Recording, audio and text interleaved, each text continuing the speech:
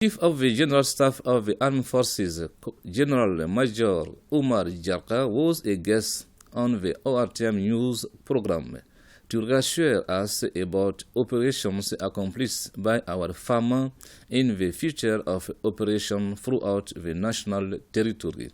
Let's follow his intervention. First of all, I just want to say that the deployment of G5 Sahel forces on the Malian territory are on three branches.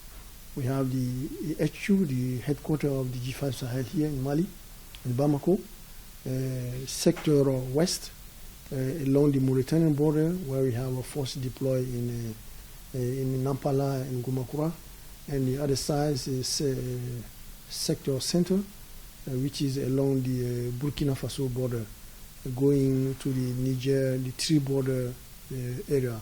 So we have the site of Bulkesi and Tessit.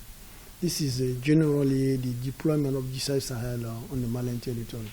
So the impact of this decision to retreat from G5 Sahel, I would say first of all, the spirit which prevailed in creating the G5 Sahel was to mutualize the resources and the means of countries of G5 Sahel to be able to fight against terrorism.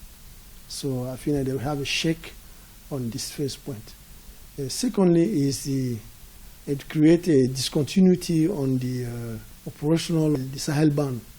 So that means Mali is out, Mauritania will be on a part, and Niger will be on a part. So yeah, that's the general impact that we observe.